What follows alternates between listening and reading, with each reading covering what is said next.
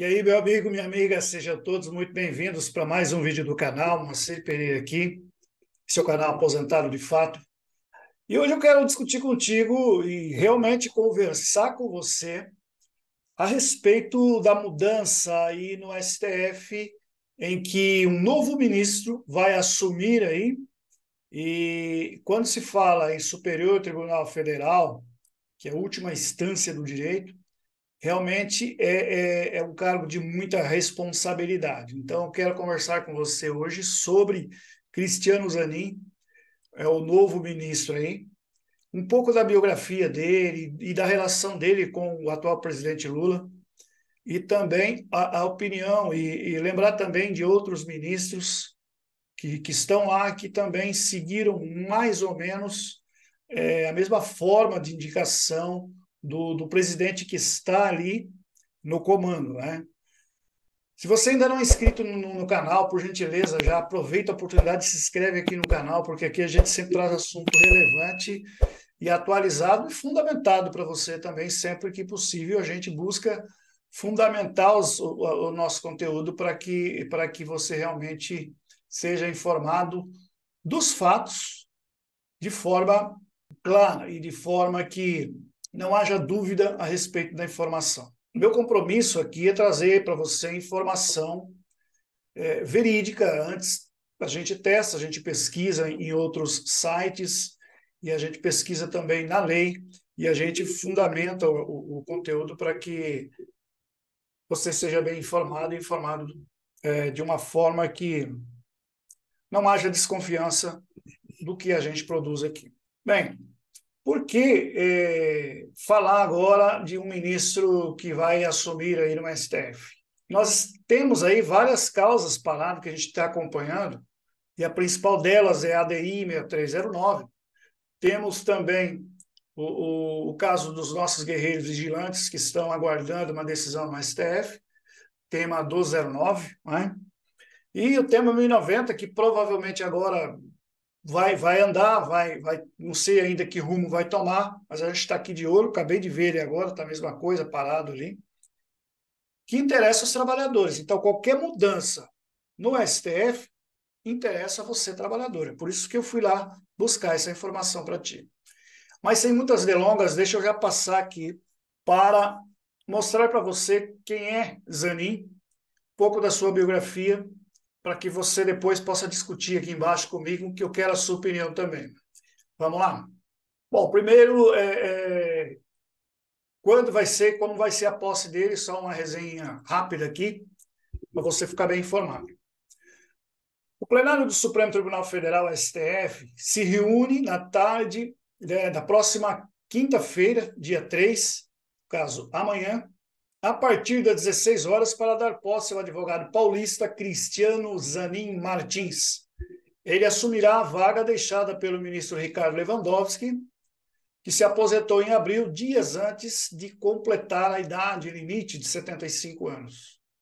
No plenário, estarão cerca de 350 pessoas, entre integrantes do STF e de outros tribunais superiores em exercício e aposentados, amigos e autoridades. A sessão solene será aberta pela presidente do STF, ministra Rosa Weber, e deverá levar em torno de 15 minutos, iniciando com a execução do hino nacional. Trata-se de uma cerimônia protocolar em que o novo integrante, no caso Zanin, é conduzido pelo ministro mais antigo e pelo mais recente da corte. Então será Gilmar Mendes e André Mendonça. Em seguida, Zanin prestará juramento à Constituição e assinará o termo de posse, antes de tomar o assento no plenário. A cadeira do ministro mais recente é sempre a primeira à direita do púlpito. Após encerrada a sessão, ele receberá os cumprimentos no Salão Branco.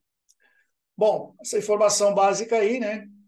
Como que vai ser a posse amanhã, mas o que mais nos interessa, na verdade, e você veio por esse título aqui do vídeo, é quem é Cristiano Zanin e se ele pode estar trabalhando favorável ao trabalhador ou contrário ao trabalhador. Então, eu fui buscar também informação na CNN Brasil para traduzir em miúdos aqui para você, né? Para que a gente consiga entender. Quem é Cristiano Zanin? E por que sua indicação ao STF causa controvérsia? O advogado Cristiano Zanin Martins, indicado pelo presidente Lula para a vaga de ministro do Supremo Tribunal Federal, não tinha experiência em direito penal quando assumiu a defesa do petista nos casos da Operação Lava Jato. Formado em Direito pela Pontifícia Universidade Católica de São Paulo, a PUC-SP, Zanin era especializado em direito processual e atuava em direito empresarial, especialmente em disputas complexas e grandes casos de repercussão judicial.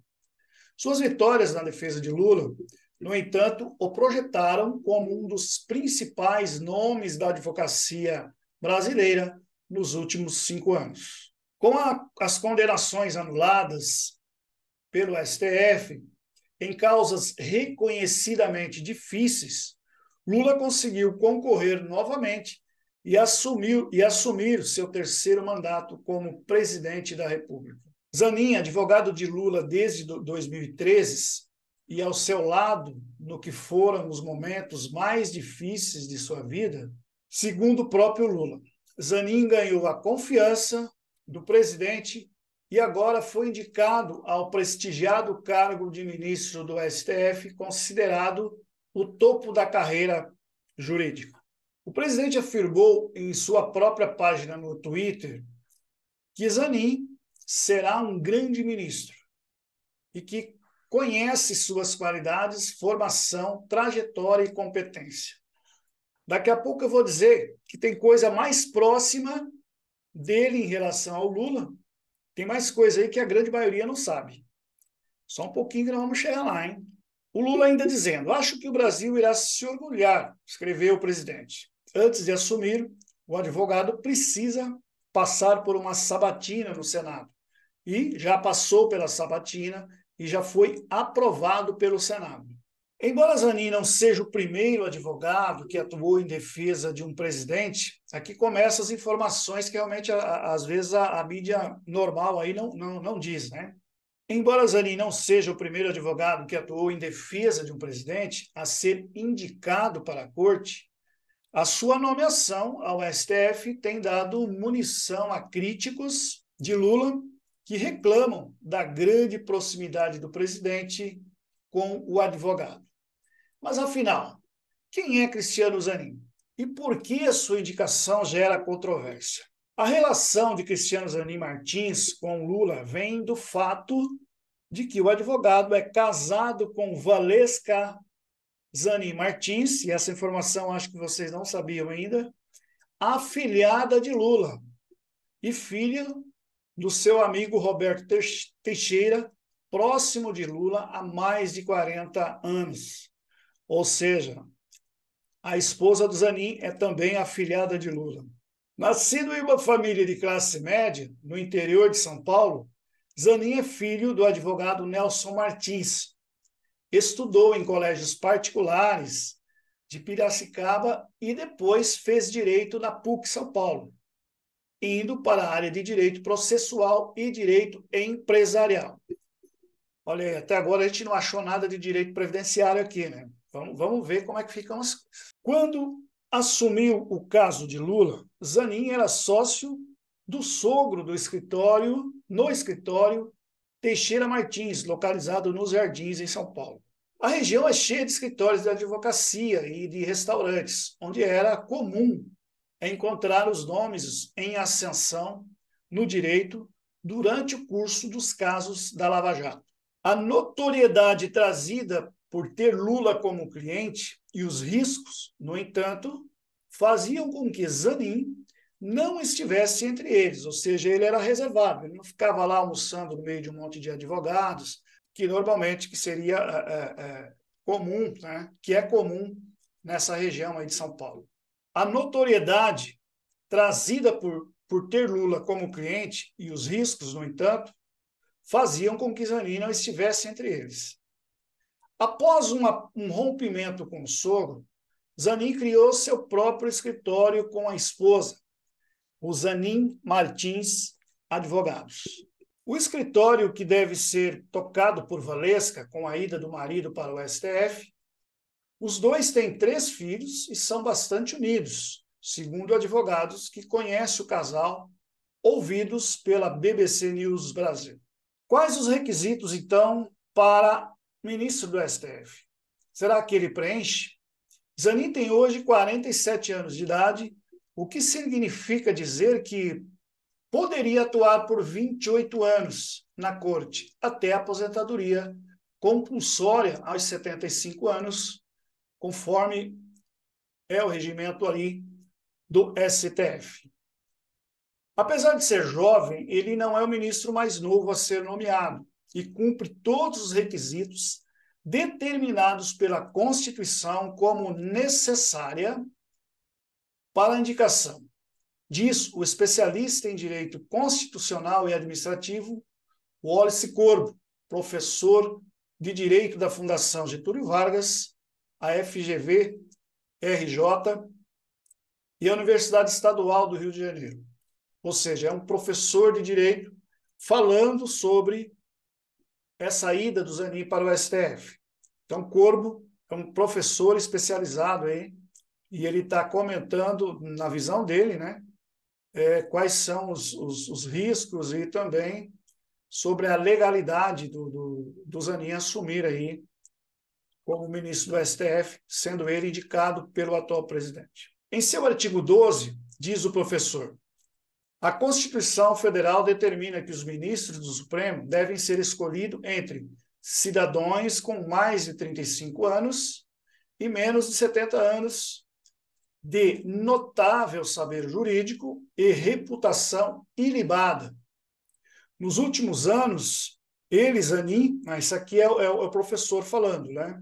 Nos últimos anos, Zanin se consolidou como um dos advogados mais conhecidos do país e foi muito bem sucedido em casos que estavam desenganados. É um advogado de grandes causas, não há dúvida sobre ter um notório saber jurídico, diz o professor Corbo.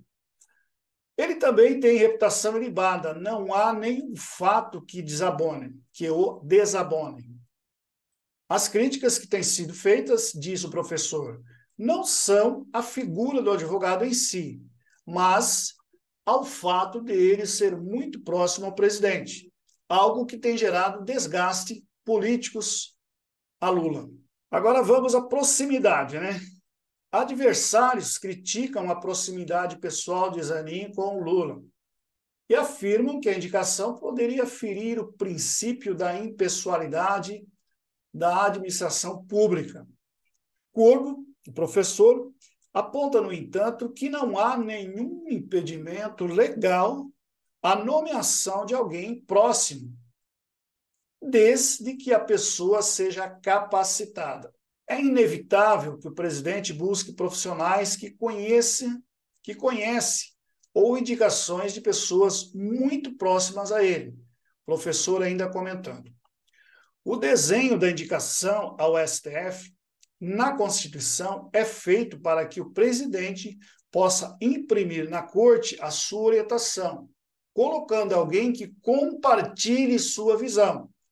Ou seja, agora nós vamos torcer para que o Lula tenha uma visão de aprovar a DI 6309 e o Zanin vai votar favorável para o trabalhador. Essa é a grande esperança, né? Após a indicação, diz o professor, o ministro se torna independente. E o fato de ter sido próximo não significa que vai decidir a favor dos interesses de quem o indicou. O ministro Dias Toffoli, por exemplo, foi indicado por Lula e foi advogado do PT. Lá atrás, teve uma postura dura que não favoreceu Lula nos casos da Lava Jato. Lembra o professor? Bom, aqui vale destacar, né? O Dias Toffoli já foi indicado por Lula, né, no passado, mas ele atuou de forma independente, pelo menos é a opinião aqui do especialista em direito, né? E ele segue dizendo, Zanin não é o primeiro indicado a ter atuado na defesa do presidente que fez a nomeação. O mais recente ministro da Corte, importante isso daqui, André Mendonça, fez a defesa de Bolsonaro como advogado-geral da União. Ou seja, quando Mendonça estava lá na Advocacia Geral da União, ele defendeu o presidente Bolsonaro e depois o Bolsonaro colocou ele como ministro. Então é importante saber essas informações, que não é um caso isolado, né? E tem mais. Alguns ministros atuais da Corte já se posicionaram publicamente para dizer que não veem impedimento à indicação de Zanin e elogiando sua atuação como advogado. Não vejo nenhum conflito ético, nem moral, nem violação da impessoalidade. É um advogado que desempenhou o trabalho quando tudo parecia perdido, quando tudo estava ladeira acima, disse o ministro Luiz Roberto Barroso em uma entrevista ao portal UOL neste ano. No julgamento que defendeu Moro suspeito para julgar Lula em 2021, o ministro Gilmar Mendes descreveu o trabalho da defesa do petista como brilhante. Diz aqui o Gilmar Mendes: vimos um advogado que não se cansou de trazer questões ao tribunal, muitas vezes até sendo censurado e incompreendido, afirmou Gilmar Mendes. Bom, o artigo é longo, eu não vou falar todos os detalhes aqui, mas tem críticas à direita e ressalvas da esquerda também. Uma das principais causas é que não se conhece publicamente a posição de Zanin em relação a temas importantes e muito caros ao partido, como o direito trabalhista e direito tributário, por exemplo.